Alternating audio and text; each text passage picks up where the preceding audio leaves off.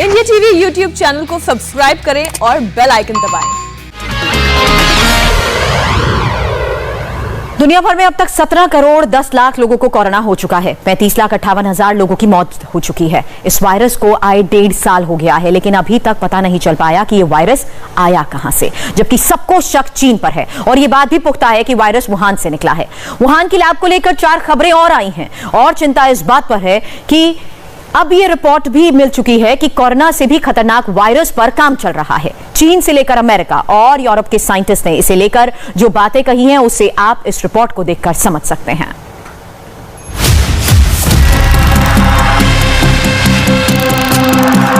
China और virus पर बहुत सी इंटरनेशनल हेडलाइन बनने लगी है। अमेरिका, यूरोप, जापान, पश्चिम एशिया, दक्षिण एशिया, बड़े बड़े अखबार और न्यूज वेबसाइट इस वक्त वायरस और वुहान पर काम कर रहे हैं। हर उंगली चीन की तरफ उठ रही है।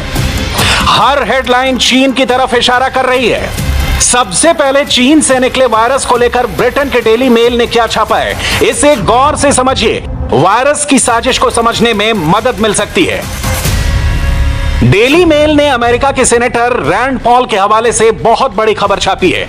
उनका कहना है कि यह बड़ी फिक्र की बात है कि चीन के बायो वेपन यानी जैविक हथियार के कार्यक्रम को अब भी अमेरिका से फंडिंग हो रही है। उन्होंने 2 बड़े मुद्दों पर पूरी दुनिया का ध्यान खींचा है। अमेरिका के सेनेटर रैंड पॉल ने कहा है कि इस बात की पूरी आशंका है कि एक और वायरस वुहान जैसी लैब से लीक हो सकता है। इसलिए कोरोना को लेकर अब यह बहुत बड़ा सवाल है कि क्या चीन अब दूसरा वायरस बना रहा है? क्या वुहान लैब के अंदर नया प्रोजेक्ट चल रहा है?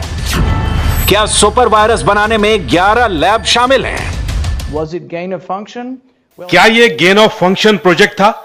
अगर आप सार्स वायरस को देखें जो कोरोना वायरस है, और ये 15 गुना ज्यादा खतरनाक है, और इसे इंसान में संक्रमण करने के लिए और आसान बनाया गया।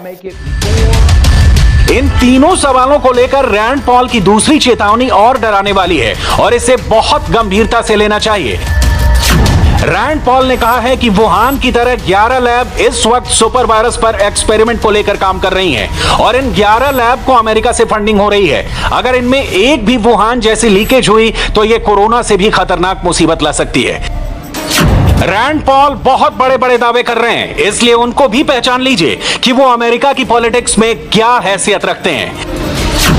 रैंड हॉवर्ड पॉल, जिन्हें रैंड पॉल के नाम से जाना जाता है, वो अमेरिका की केंटकी से 2011 से सीनेटर हैं। रैंड पॉल एक डॉक्टर हैं। रैंड पॉल लगातार इस बात पर सवाल उठाते रहे हैं कि अमेरिका चीन की लैब को क्यों फंडिंग करता रहा है, और इस तरह उनका सीधा टारगेट अमेरिका के साइंटिस्ट एंथनी फाउची पर रहा है। वुहान लैब में जो गेन ऑफ फंक्शन रिसर्च चल रही थी, ये रिसर्च करने वाले डॉक्टर शी जिंगाली ने अपने रिसर्च पेपर में डॉक्टर एंथनी फाउची को शुक्रिया कहा है और NIAID को धन्यवाद कहा है, जो NIH के तहत आता है और NIH को डॉक्टर फाउची चलाते हैं। ये रिसर्च पेपर भी वहीं से फंड किया गया।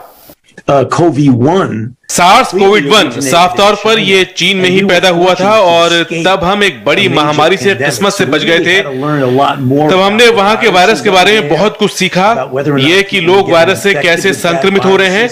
तो हम चीन के वैज्ञानिकों के साथ एक छोटे करार के तहत काम कर रहे थे और इस दौरान यह कहा गया कि हम कोरोना वायरस को तैयार करने में शामिल थे। मेरे ख्याल से बहुत ही मजाक जैसी बात लगती है जो मैंने अपनी जिंदगी में कभी नहीं सुनी है। अमेरिका की सीनेट की एक कमेटी के सामने जब डॉक्टर एंथनी फाउची पेश हुए तो देखिए वहां चीन से निकले वायरस को लेकर क्या क्या सवाल उठाए गए। China has a history of lab accidents.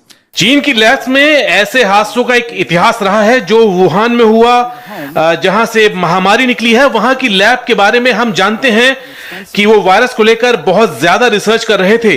वो एक प्राकृतिक तरीके से पैदा हुए वायरस में बदलाव करके देख रहे थे कि क्या इसका असर इंसानों पर होता है।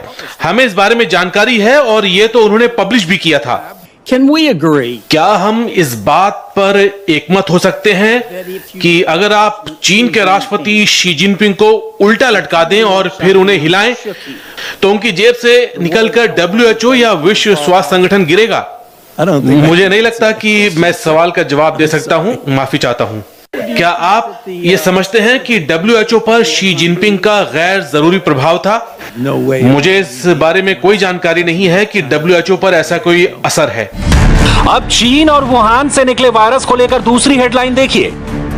ये खबर कई इंटरनेशनल न्यूज एजेंसीज में छपी है। एक स्टडी के हवाले से साफ साफ लिखा है कि चीन ने अपने कई वैज्ञानिकों को या तो खामोश कर दिया या उन्हें गायब कर दिया, ताकि इस बात का पता कभी ना चले कि कोरोना वायरस लैब में बनाया गया है। ब्रिटेन के प्रोफेसर एंगस डालग्लेश और नॉर्वे के साइंटिस्ट डॉक्टर बर्जर सोरेनसन के रिसर्च पेपर में चीन पर कई धमाकेदार खुलासे हुए हैं। दोनों का दावा है कि उनके पास चीन की वायरस इंजीनियरिंग के पुख्ता सबूत थे, लेकिन इसे दुनिया में कई बड़े जर्नल नकारते रहे। There has been no animal host found. अभी तक कोई जानवर नहीं मिला है जहां से पता चले कि उससे कोरोना निकला है। कहा गया कि ये वेट मार्केट से आया है। फिर हजारों जानवरों पर स्टडी हुई और किसी में भी कोरोना नहीं मिला। अगर आप इंटेलिजेंस डेटा देखें तो कुछ लोग थे जिनको इसकी जानकारी रही होगी कि वायरस कहां से आया। सकते हैं कि क्या वुहान लैब बंद की गई थी। वहां अगर कुछ वक्त के लिए कोई सेलफोन काम नहीं कर रहा था तो एक तरह से देखा जाए कि सबूत है कि वुहान लैब बंद की गई थी। ये स्टडी दुनिया तक ना पहुंचे, क्या इसके पीछे चीन का दबाव था? 22 पन्नों के इस रिसर्च पेपर में साफ साफ बताया गया है कि चीन ने सबूतों को जानबूझकर नष्ट कर दिया। चीन ने दुनिया से जानकारी छुपाई और जो साइंटिस्ट इसके बारे में बता सकते थे उन्हें गायब कर दिया। चीन से निकले कोरोना वायरस ने दुनिया भर में बड़ी तबाही मचाई है। चीन पर लग रहे इल्जाम को पूरी तरह समझने से पहले देखिए कि वुहान से निकले वायरस ने दुनिया का अब तक कितना बड़ा नुकसान किया है। दुनिया में करीब 17 करोड़ लोग कोरोना से संक्रमित हो चुके हैं। करीब 35 लाख लोगों की मौत हो चुकी है। सबसे बड़ा नुकसान 3 देशों को हुआ है, अमेरिका, भारत और ब्राजील। अमेरिका में करीब 3.5 करोड़ लोग संक्रमित हुए। 6 लाख से ज्यादा लोग मर चुके हैं। इतने बड़े नुकसान के बाद अमेरिका वुहान की रियलिटी की रिपोर्ट सबके सामने लाना चाहता है। जो बाइडेन पर इसे लेकर बहुत प्रेशर है। जब भी बाइडेन कहीं जाते हैं तो उन पर पहला सवाल चीन को लेकर ही दागा जाता है। 90 दिन की जांच को लेकर आप क्या सोच रहे हैं? क्या निकलेगा, यानी वायरस कहां से निकला है? अगर मुझे पता होता तो मैं 90 दिन की जांच के लिए नहीं गया था। मुझे बिल्कुल नहीं मालूम है। क्या आपको लगता है कि पूरी रिपोर्ट 90 दिन में आ जाएगी? हाँ जरूर, बशर्ते कुछ ऐसी बात जो मुझे नहीं मालूम है। जो बाइडेन ने अमेरिकी इंटेलिजेंस को जांच करने के लिए कहा कि वो 90 दिनों के अंदर पता करें कि कोरोना कहां से आया है, और इसी वजह से अब चीन की वुहान लैब एक बार फिर बहुत ज्यादा चर्चा में है। आपको 2 फरवरी 2021 का वो वीडियो दिखाते हैं जब विश्व स्वास्थ्य संगठन की टीम ने वुहान का दौरा किया था। जो बाइडेन से पहले अमेरिका के पूर्व राष्ट्रपति डोनाल्ड ट्रंप चीन से निकले वायरस को लेकर बहुत आक्रामक रहे हैं। अमेरिका के चुनाव में भी चीन का मुद्दा छाया रहा है। ट्रंप ने खुद कई बार इसे चाइनीज वायरस कहा था। वैसे चीन में वुहान के लैब की जांच बहुत जरूरी है और यह निष्पक्ष होनी चाहिए और इसमें पूरी पारदर्शिता होने की जरूरत है। तभी पूरी तरह पता चलेगा कि क्या कोरोना वायरस किसी जानवर से निकला या फिर यह किसी चाइनीज लैब में तैयार किया गया है।